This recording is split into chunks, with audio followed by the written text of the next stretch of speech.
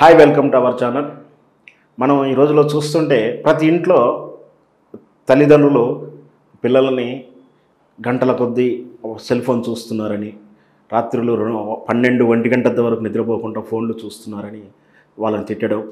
ఒక దశ దాటిన తర్వాత పిల్లలు ఈ మామూలుగా అయితే సోషల్ సైట్స్ చూస్తే అంటే ఇన్స్టాగ్రామ్ లాంటి రీల్స్ చూస్తుంటే పర్లేదు, కానీ కొందరు వీడియో గేమ్ చూడడం, ఆ వీడియో గేమ్లు ఆడడం, సో దాంట్లో రకరకాలైనటువంటి వ్యసనాలకు అలవాటు పడడం, ఆ వ్యసనాల నుంచి బయటపడ రాకుండా ఇబ్బందులు పడుతున్నట్టు పిల్లల్ని ఏం చేయాలనని అనుమానంగా ఉంటుంది మనకు. అలాంటి పరిస్థితుల్లో మనం సైకియాట్రిస్ట్ డాక్టర్ని కలవాల్సి ఉంటుంది. సో మనతో పాటు ఇప్పుడు ప్రముఖ సైకియాట్రిస్ట్ డాక్టర్ గౌతమి గారు ఉన్నారు. వాళ్ళని అడిగి మరిన్ని వివరాలు తెలుసుకుందాం. నమస్కారం అండి. నమస్తే అండి. మేడం, మనం ప్రతి ఇంట్లో చూస్తున్న ప్రతి సమస్య ఇదే సమస్య. ఇప్పుడు జనరల్గా అయితేనేమో ఏదో టైంపాస్కు ఆ సోషల్ మీడియాలో ఉన్నటువంటి ప్లాట్ఫామ్స్ కానీ వాళ్ళ ఫేస్బుక్ చూసుకుంటే పర్లేదు, కొందరు రీల్స్ చూస్తుంటారు, అదే పనిగా చూస్తుంటారు.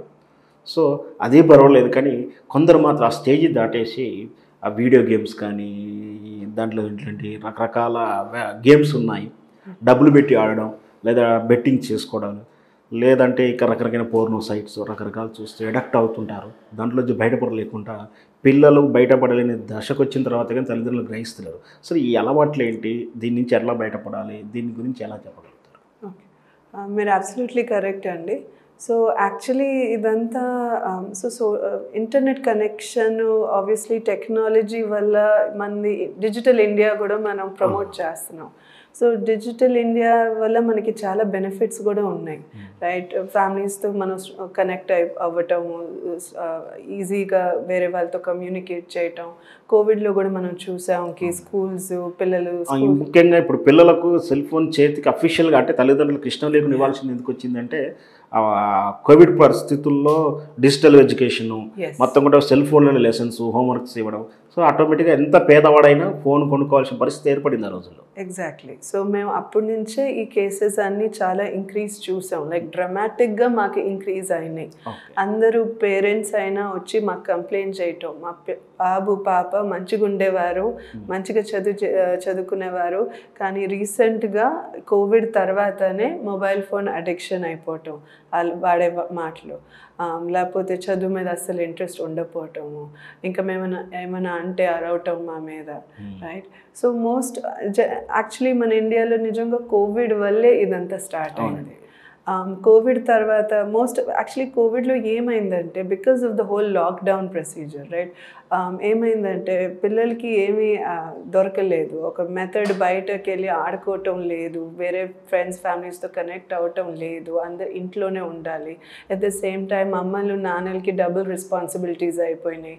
ముందాలొట్టి హోమ్ మేకర్ చేసి ఇంట్లో పని చేసి మళ్ళీ పిల్లలు చదువు కూడా వాళ్ళే చూసుకోవటం, కుటుంబం ఆదాయం కూడా పడిపోవడం ఒకటి, వాళ్ళు కూడా ఎక్కువ ఖర్చులు పెట్టలేక బయటికి తిరగలేక ఆ ఫోన్కి అలవాటు పడించుంటే అప్పుడు సపోర్ట్ సిస్టమ్ ఉండదు, హెల్పర్ రావట్లేదు, అంతా మదర్ అండ్ ఫాదరే చేయాలి.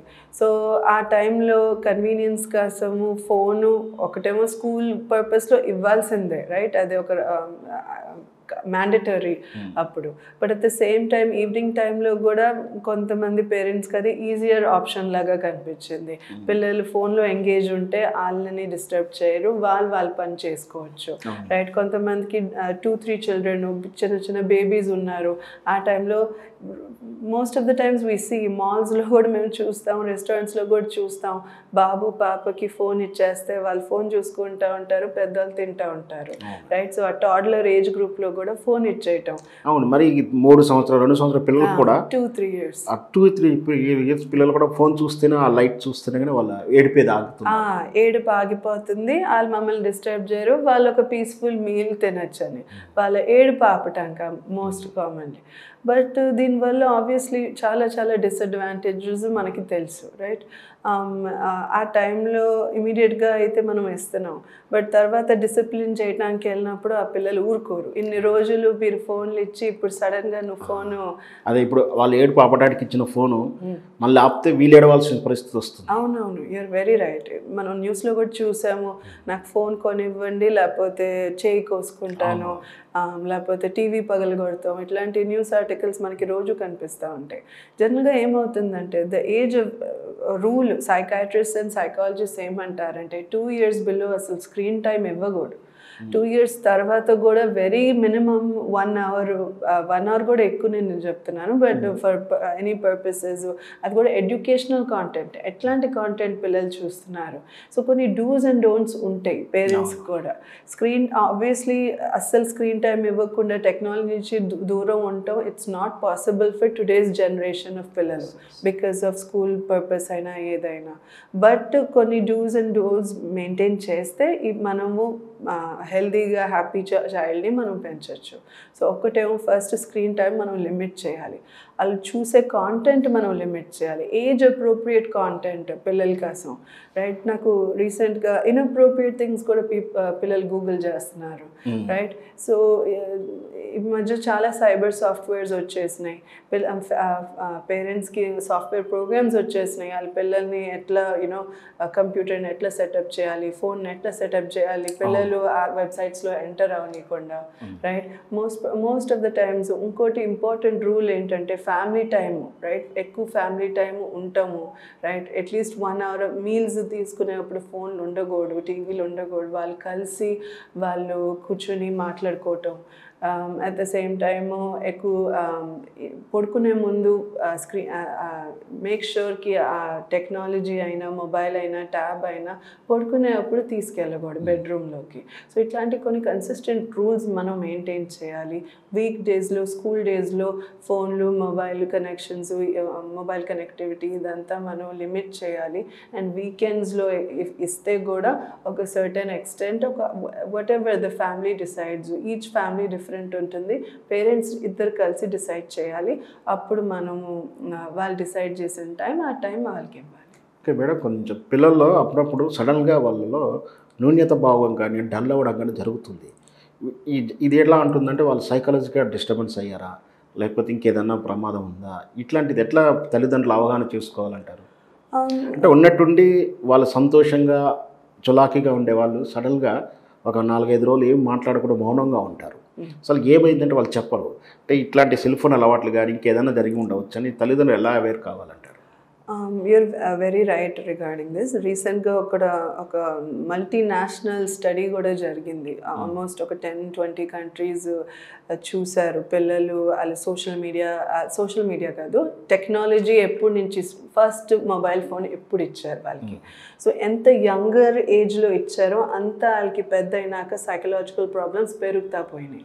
సో అది డ్రాస్టిక్గా వాళ్ళకి మనకి ఇంపాక్ట్ కనిపిస్తుంది. థింకింగ్ పవర్ తగ్గుతుంది అంటున్నారు, నిజమేంటారా? థింకింగ్ పవర్ కాదు, వాళ్ళకి సైకాలజికల్గా వాళ్ళకి జబ్బులు రావటం, డిప్రెషన్ అయినా, యాంగ్జైటీ అయినా, లోన్లీనెస్ అయినా, వేరే వాళ్ళతో కనెక్ట్ అయ్యే అబిలిటీ తగ్గిపోయింది, రైట్. సో మీరు అన్నట్టు థింకింగ్ పవర్లో అంటే కొద్దిగా కాగ్నిటివ్ అబిలిటీస్ మేము చూసాం కానీ అది క్లియర్ కట్ ఎస్టాబ్లిష్డ్ కాదు. బట్ వేరే వాళ్ళతో ఇంటరాక్ట్ అవటము, సోషల్ యాంగ్జైటీ, ఇవన్నీ ఇట్లాంటి పిల్లలు ఎక్కువ ఉంటుంది. ఎవరికి తొందరగా ఫోన్ దొరుకుతుందో వాళ్ళకి ఎక్కువ సైకలాజికల్ ప్రాబ్లమ్స్. అండ్ మీరు ఇంకో క్వశ్చన్ అడిగింది ఏంటంటే బాబు డల్గా ఉన్నప్పుడు ఆ బాబో పాపో, so these are all warning bells మనకి, రైట్. ఒక పిల్లలకి అంత కమ్యూనికేట్ చేసే స్ట్రెంగ్త్ ఉండదు, రైట్. వాళ్ళు చెప్పలేకపోతారు కొన్నిసార్లు. చాలా యంగ్ చిల్డ్రన్లో కూడా మేము మానసిక రోగాలు చూస్తాం. So most of the times పిల్లల్లో డిప్రెషన్ అనేది ఇట్లా ఒంటరిగా ఉంటాం, ఎవరితో మాట్లాడిపోవటం, వాళ్ళు చిరాకు కోపం ఎక్కువ పడతాం, స్కూల్లో వాళ్ళ మార్క్స్ తగ్గిపోవటం, ఈ అన్నిటితో వాళ్ళకి ఏదో ప్రాబ్లం ఉండొచ్చు అని మనము అర్థం చేసుకుంటాం. సో ఇట్లాంటి టైంలో పిల్లల కోసం ఉంటాం, వాళ్ళతో మాట్లాడటం, కొద్దిగా టైం స్పెండ్ చేయటం, అండ్ ఈ వార్నింగ్ సైన్స్ అండర్స్టాండ్ చేసుకుని డాక్టర్ దగ్గరికి రావటం ముఖ్యం. మేడం, మీరు ఒక సింపుల్గా సజెషన్ చెప్పండి. ఇప్పుడు మీరు పిల్లల్లో ఈ ఆత్మ న్యూన్యత కానీ, సైకాలజీ ప్రాబ్లం కానీ, లేదా ఇంకా న్యూన్యత ఇవన్నీ వస్తున్నాయి కదా, అసలు ఇవేవి రాకుండా తల్లిదండ్రులకు పిల్లల మీట్ల అవగాహన రావడానికి మీరు ఎలాంటి సూచన, అంటే what will do, what will not do అని మీరు ఏమైనా సజెస్ట్ చేయగలుగుతారు? సో మీరు అన్నదానికి obviously each family is different, but at the end of the day అక్కడ పిల్లలతో ఎక్కువ టైం స్పెండ్ చేయటం ముఖ్యం, రైట్? వాళ్ళకి వస్తువులు కొనిచ్చి మీరు ప్రొవైడ్ చేస్తున్నారు అనుకోవటం చాలా తప్పు, రైట్? మీరు అక్కడ అవైలబుల్ అన్ని వస్తువులు ఇచ్చి ఎంతన్నా వాళ్ళకి కొని పెడితే దానివల్ల వాళ్ళ సైకలాజికల్గా వాళ్ళు హ్యాపీ అవ్వరు. సో అక్కడ ప్రెజెంట్ ఉంటాం, వాళ్ళ కోసం ఉంటాం, వాళ్ళ గేమ్స్ అయినా ఉండొచ్చు, లేకపోతే వాళ్ళ ఫంక్షన్స్, మన యాన్యువల్ డే ఉంటాయి, అవన్నిటికీ మనం వెళ్ళి చూడటం, రైట్? సో పిల్లలతో ఎక్కువ టైం స్పెండ్ చేయటం, ఫ్యామిలీకి ఎక్కువ ఇంపార్టెన్స్ ఇవ్వటం, స్క్రీన్ టైం మనం లిమిట్ చేయటం, వాళ్ళు చూస్తున్న ఐటమ్ అంటే సెక్టర్స్ కూడా మానిటరింగ్ చేయాల్సింది, అంటే వాళ్ళ ఏ సైట్ చూస్తున్నారు. అందుకని ఇందాక సైబర్ సాఫ్ట్వేర్ గురించి చెప్పాను, ఆ వెబ్సైట్స్ ఎస్టాబ్లిష్ చేయటం. ఫస్ట్ ఏమో ఫోన్స్ కొనివ్వద్దు చిన్న పిల్లలకి. సెకండ్, ఒకవేళ ఇవ్వాల్సి వస్తే కూడా అది మనం హైలీ రెగ్యులేట్ చేయాలి. అండ్ ఒకసారి it's about disciplining also. Good బిహేవియర్కి రివార్డ్ ఇవ్వాలి, బ్యాడ్ బిహేవియర్ కూడా రివార్డ్ ఇస్తే పిల్లలకి అది అలవాటు అయిపోయి అండ్ దెన్ అలా హ్యాబిట్లో నుంచి బయటికి రాలేరు. జనరల్గా ఒక 2 to 5 yearsలో టాడ్లర్స్లో మనం ఈ టెంపర్ టాంట్రమ్స్ చూస్తాం. 2 to 5లో నాకు చాక్లెట్ కావాలి, గ్రోసరీ స్టోర్కి వెళ్ళినా సూపర్ మార్కెట్కి వెళ్ళినా చాక్లెట్ కావాలి, లేకపోతే అక్కడే కొడతాము, ఏడవటము పెద్దగా. అది వాళ్ళ ఏజ్కి అది అప్రోప్రియేట్ బిహేవియర్. కానీ ఈ బాబు గోల్ చేస్తున్నాడు లేకపోతే అరుస్తున్నాడు అని మనం చాక్లెట్ ఇచ్చేసాం, వేరే వాళ్ళు ఏమనుకుంటారు మన గురించి అని మనం ఇమీడియట్గా చాక్లెట్ ఇచ్చేస్తే ఆ బేబీకి, ఆ టాడ్లర్కి మైండ్లో పడిపోతుంది, ఏడిస్తే ఖచ్చితంగా ఇస్తారు. ఎగ్జాక్ట్లీ. సో ఇంకా ఎవ్రీ టైం అదే బిహేవియర్ ఎగ్జిబిట్ చేస్తారు. ఇట్లాంటి పిల్లల్లో కూడా మనం ఇన్ని రోజులు ఫోన్ ఇచ్చి సడన్గా డిసిప్లిన్ చేయటానికి వస్తే వాళ్ళు ఊరుకోరు. ఇప్పుడు రాక ఫోన్ ఇచ్చి ఇవాళ నువ్వు ఎట్లా నా నుంచి తీసేసుకుంటున్నావు అని. సో ఫస్ట్ నుంచే మనం కన్సిస్టెంట్గా డిసిప్లిన్ చేయాలి, కన్ఫ్యూజ్ చేయదు. ఒకరోజు సరే ఇవాళ రూల్స్ మార్చడానికి వీల్లేదు, రైట్? ఒక్కరోజు సరే ఇవాళ ఆడుకో ఏమవుదు, అరిసినా మనం వదిలేయటం, ఇంకో రోజు మనకి బాగా కోపం వచ్చేసి మనం పిల్లల్ని కొడతాం, అరవటం.